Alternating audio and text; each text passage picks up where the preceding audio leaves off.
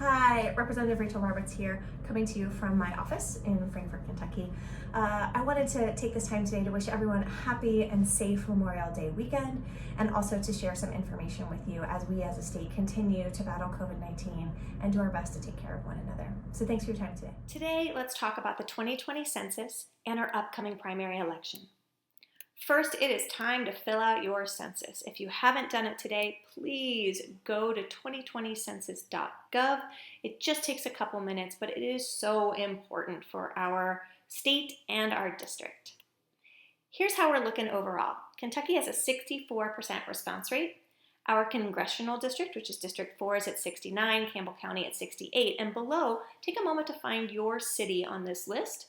Now, even if your city has a higher percentage, please note that the percentage that's missing here, those are people that are going to need to be called upon or whose houses are going to be visited, just so that we can make sure we get the most accurate count possible.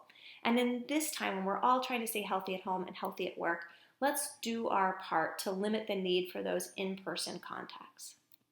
Your response matters so much because the census determines federal funding that comes back to our state. Funds that pay for things like our health clinics, our schools, our fire departments, and our roads. Census results determine how those billions of dollars come back in federal funds to our states and communities. And the results determine how many seats we get in Congress.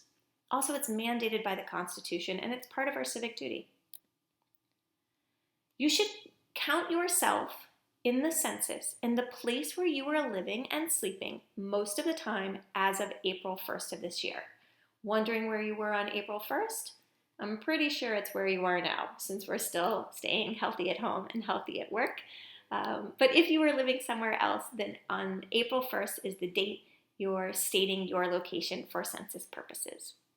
If you're filling out the census for your household, be sure to include everyone that was living in your household on April 1st, including infants and anyone unrelated to you who might have been living there.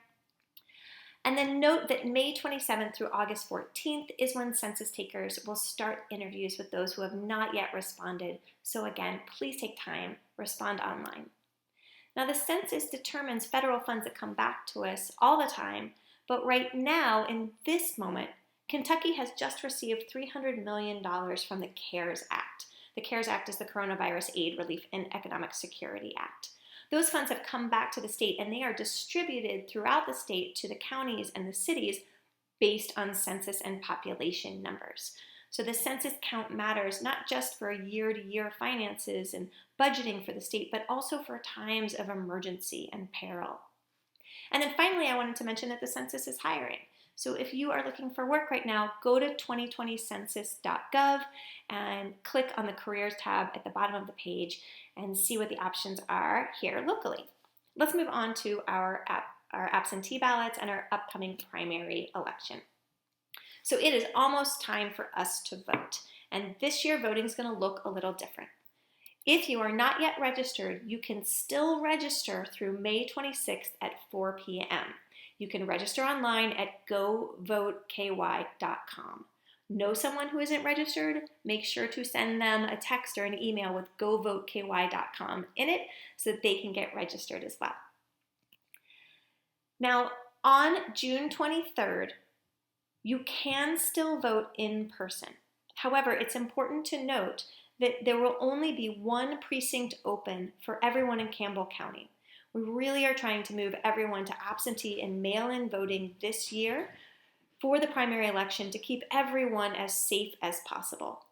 If you do, however, want to vote in person, you'll do so at the Cold Spring Baptist Church on Alexandria Pike on Tuesday, June 23rd, between 6 a.m.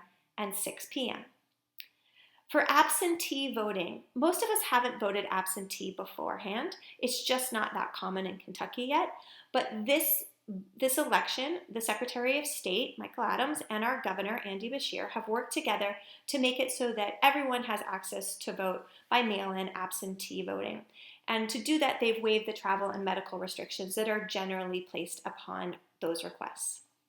To request your ballot, you will visit govoteky.com and request your ballot there by June 15th.